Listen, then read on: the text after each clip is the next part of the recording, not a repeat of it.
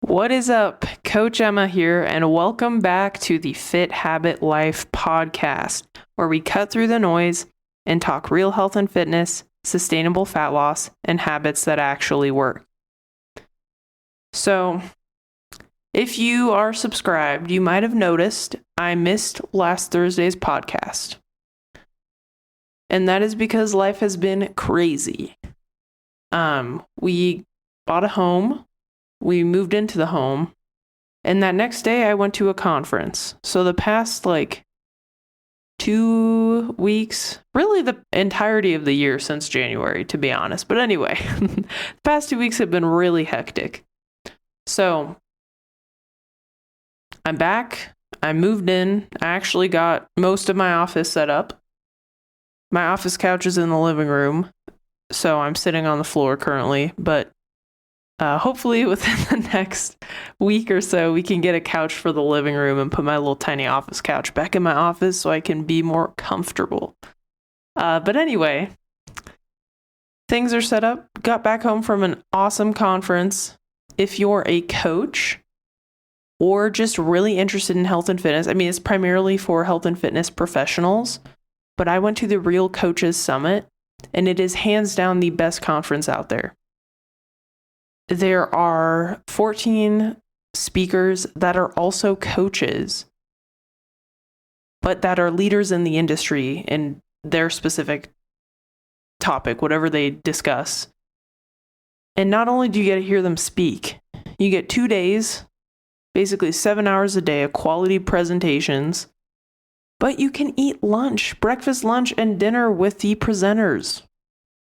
I had meals with multiple of the presenters, and you can ask them questions, interact with them, connect with them. It's just super awesome.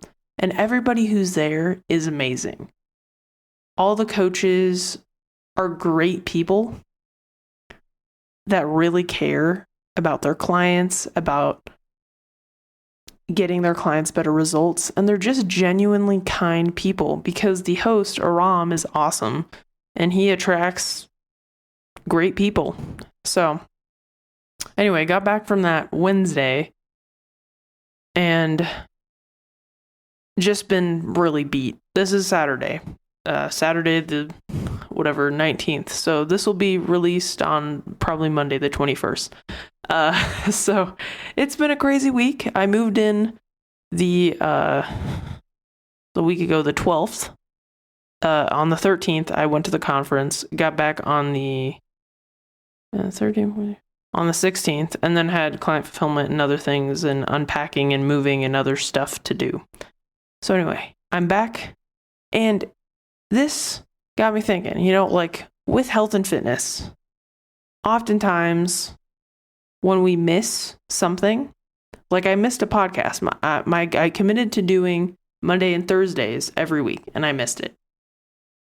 And I was like, oh crap, I missed the podcast. And you know what I thought? I was like, well, screw it. I screwed up. I might as well just give up. Then I was like, that's stupid. That's what a lot of people do with their health and fitness journey. It's like they miss a workout, they screw up a meal, they overindulge, and they're like, fuck it. I might as well just give up. I'm never going to be able to do it. And I was like, I cannot do that. That would set a poor example. It's okay to screw up. You just have to get right back to it. And so here I am, just getting right back to it. And yeah. So hopefully you get something from that. But today's topic, I've had a couple clients get sick or injured in the past couple weeks. And so I thought that was very relevant to talk about. So in today's episode, I'm going to talk about what to do when you're sick or injured with your nutrition, diet, lifestyle to maintain your results as best as possible. So when we think about injury and sickness in general, when we think about ourselves, we can only handle so much stress. And injury and sickness are types of stressors on the body, right? Your body has to allocate more energy towards healing and recovering. So when you're sick or injured, depending on the injury, for the most part, specifically when you're sick, you should not be training. If you sprained an ankle or maybe dislocated a shoulder, you can train the other muscles in your body. So you can train, if you dislocate your shoulder, you can train your legs. If you sprained your ankle, you can train your upper body. But when you are sick, you should not be training at all because it'll make it harder for you to recover. Because your body's already fighting whatever else is going on in there. And so training is a stressor, and your body needs to adapt and recover from that stressor, but it's already trying to adapt and recover from other crap that's going on. With regards to the injury, you can train, but you want to be mindful that you're not overdoing it. Because if you're overdoing it, then your body's going to allocate some of that energy, nutrients, calories to rebuild that muscle tissue instead of repairing the injury. So for the most part, when you're sick and when you're injured, having a maintenance or slight surplus of calories is super beneficial. Obviously, depending on the sickness, it might be very difficult to eat because sometimes the sickness is a stomach flu. And sometimes the sickness has nausea. But for the most part, you don't want to be under consuming because that's another stressor on your body. So with an injury, though, more specifically, your body already, because usually like if it's a sprained ankle or a dislocated shoulder or something, you're still doing your daily tasks. You're still working. You're still walking around. Maybe you're walking around with crutches if you have a sprained ankle, right? So your body still needs the same amount of calories as before for the most part, unless you were some type of endurance athlete or you were training very intensely all the time. Then your caloric expenditure probably won't be quite about the same. But if you're an average Jane or Joe, you're lifting 2 to 3 times a week and you're walking probably 8,000 steps a day, you're probably going to be doing about the same amount of stuff when you're injured. Especially if you have work, you have other life responsibilities, you got to do the laundry, do the dishes, walk around at work, pick up the kids, whatever. So for the most part, your calories should be about the same. But the biggest difference, if you know me, you know I talk about protein just in general. But the biggest difference is you really, really need to hit those protein numbers, especially with a muscular injury and with illness, because that's going to help give your body the essential amino acids it needs to rebuild, recover, repair as quickly as possible.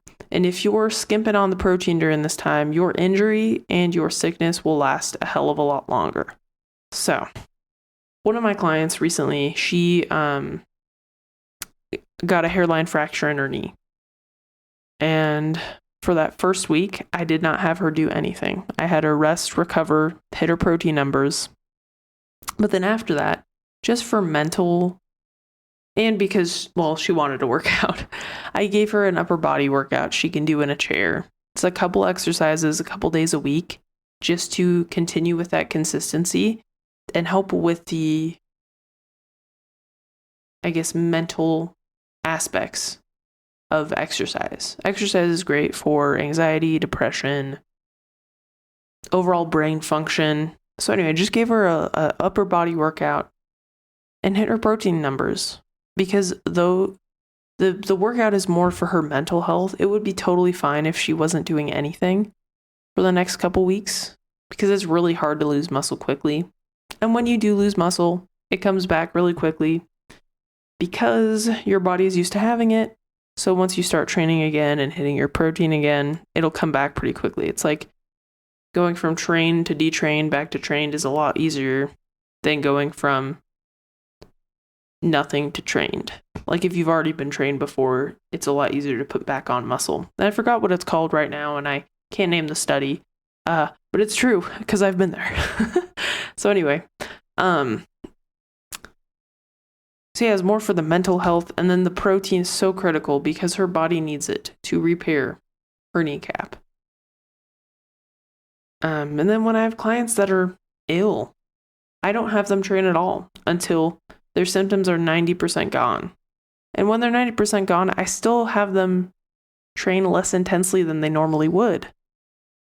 Why? Because if you push too much intensity when you're sick, you will get sicker. I've done it.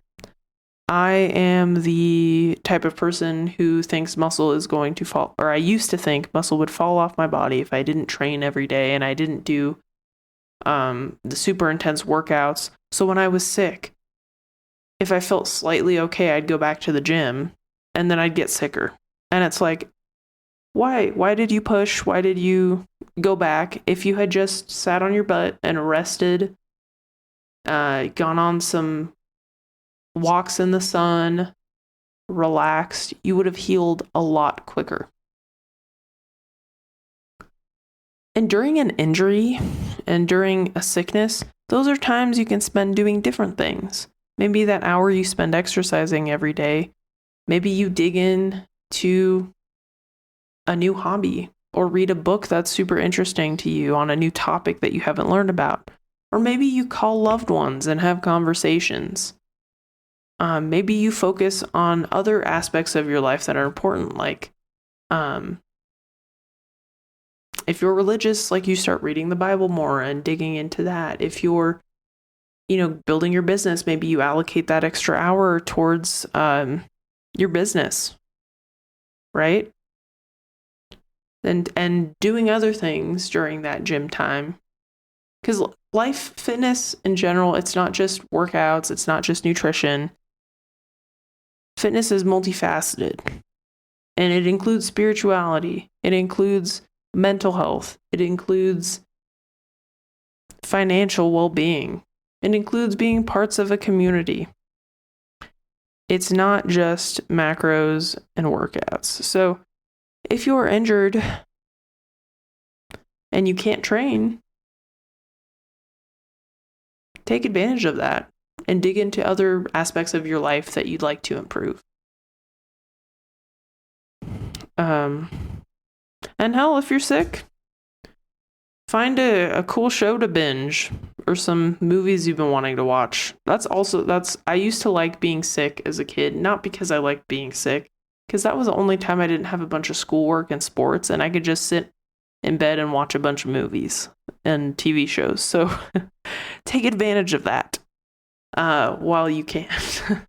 Because usually if you're an adult, you have a family, you have other responsibilities, you really never get the time to do that. So anyway, in summation, if you're injured or sick, you do not need to train. In fact, when you're sick, you shouldn't train. And when you're injured, you should be doing half the intensity that you usually would. And you should not be training the injured muscle group or part of your body. And eat your protein. Eat your protein. It's super important. And eat in maintenance. Maintenance or a slight surplus if you've got a severe injury, because you want to make sure that your body has the tools it needs to recover properly. So anyway, hope you got something out of this. And if you know somebody in your life who's struggling with navigating an injury, doesn't know how to train, doesn't know how to fuel themselves adequately, maybe send them this podcast episode. This might help them through this tough time. And if this resonated with you, please share, like, and subscribe and rate my podcast, because then it gets me in front of more people. And really, I just want to help people navigate health and fitness um, and avoid the stupid pitfalls and mistakes that I've made on my journey. So if you could rate it, I'd really appreciate it. And thank you so much for listening. It means the world to me that you spend however long this podcast has been time in your day listening to me rant about random crap. So thank you. And if you are interested in my one-on-one coaching options, this is not why I'm doing the podcast. I genuinely just want to help people. But feel free to check the show notes, and I have links to a free consultation and other free resources down there if you're interested. So anyway, hope you have a great one. See ya.